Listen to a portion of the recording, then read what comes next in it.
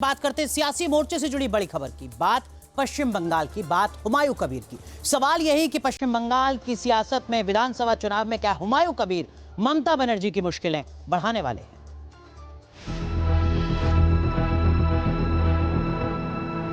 अरे सरकारेर नेतृत्व আমাকে বাবরি মসজিদ করতে বাধা দিচ্ছে।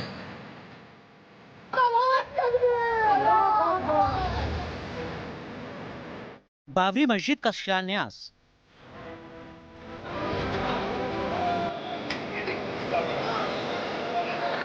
गीता पाठ के जवाब में कुरान पाठ का ऐलान। হাসি মুখে মৃত্যুবরণ করবে কিন্তু বাবরি মসজিদ হবে মুর্শিদাবাদের মাটিতে। क्या बंगाल की मुस्लिम पॉलिटिक्स बदलने वाली है?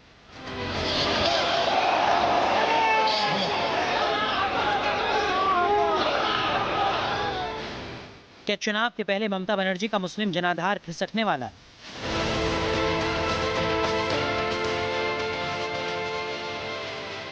इन सवालों की वजह है ये किरदार, नाम है हुमायूं कबीर। पहले टीएमसी के ही विधायक, लेकिन अब अलग आइडेंटिटी बनाने में जुटे। ख्वाहिश है बंगाल में मुस्लिम पॉलिटिक्स का सरताज बनने की। तेलंगाना में जो पहचान ओवैसी की है, बंगाल में वही पहचान हासिल करने का ख्वाब देख रहे हैं हुमायूं कबीर। बंगाल का ओवैसी बनने की हुमायूं की कोशिश कितनी सफल होगी? अगर हुमायूं की कोशिश रंग लाई तो ममता बनर्जी की राजनीति पर क्या असर पड़ेगा? क्या हुमायूं की अगुवाई में ममता बनर्जी के खिलाफ कोई नया राजनीतिक मोर्चा खड़ा हो रहा है? ये सवाल इसलिए जोर पकड़ रहा है क्योंकि हुमायूं कबीर दिसंबर के महीने में बड़ा फैसला लेने वाले हैं। हुमायूं कबीर 22 दिसंबर को पार्टी की औपचारिक लॉन्चिंग करेंगे। वो 135 सीटों पर चुनाव लड़ने की तैयारी में है। मुर्शिदाबाद में बाबरी मस्जिद के शिलान्यास के जरिए हुमायूं कबीर ने मुस्लिम वोटर्स का ध्यान अपनी ओर खींचने का प्रयास किया था। अब वो अपनी राजनीति को धार देने के लिए 1 लाख लोगों के लिए कुरान पाठ का आयोजन करवा रहे हैं। 22 तारीख में मैं नया पार्टी का ऐलान करूंगी। बाद में कौन कौन जुड़ेंगी मेरा साथ सब आपको पता मिल जाएगी। ये साल में 31 दिसंबर में पहले ही आपको सूचना मिल जाएगी जो कौन कौन पार्टी को लिए। मैं बीजेपी को खिलाफ और ममता बनर्जी को पार्टी को खिलाफ मैं उम्मीदवार खड़ा करेगी। वो आपको आराम से रहिए, निश्चिंत रहे, कोई दिक्कत मेरा पास है नहीं। मेरा बहुत सारे लोग मेरा साथ है। वो चुनाव आएगी, चुनाव का जो विज्ञप्ति होगी इलेक्शन कमीशन को, शेड्यूल फाइनल आएगी तो आपको सब निश्चित में आराम से आपको सामने आ जाएगी। बंगाल का ओवैसी बनना चाहते हैं हुमायूं। इसके लिए वो ओवैसी की पार्टी को ही सीढ़ी बनाने की कोशिश कर रहे हैं। हुमायूं ओवैसी के साथ गठबंधन करना चाहते हैं। बाबरी मस्जिद के मुद्दे पर हुमायूं और ओवैसी के ख्यालात एक जैसे हैं। जब तक दुनिया रहेगी सुनो संघ परिवार, हम हिंदुस्तान में बाबरी मस्जिद की शहादत का जिक्र करते रहेंगे। दुनिया को बताएंगे कि तुमने जाकर सुप्रीम कोर्ट से वादा किया था कि मस्जिद की एक ईंट को हाथ नहीं लगाया जाएगा।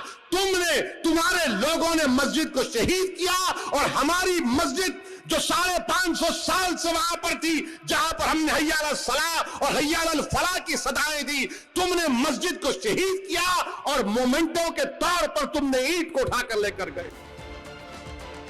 हुमायूं कबीर बार बार ओवैसी से गठबंधन की कोशिश का बयान दे रहे हैं।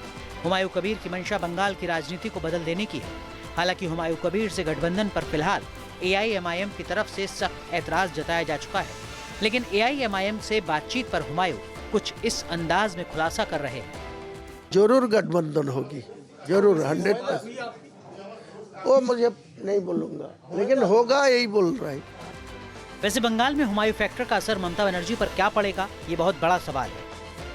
बंगाल में मुस्लिम आबादी करीब 30% है। मालदा, मुर्शिदाबाद, उत्तर बंगाल के मुस्लिम बहुल इलाकों में असंतोष को हवा देने में हुमायूं कबीर की भूमिका लगातार चर्चा में है। कांग्रेस लेफ्ट पहले से ममता की मुश्किलें बढ़ा रहे हैं। अब कबीर जैसे नए खिलाड़ी मैदान में उतरकर टीएमसी को मुस्लिम बहुल इलाकों में डिफेंसिव कर सकते हैं।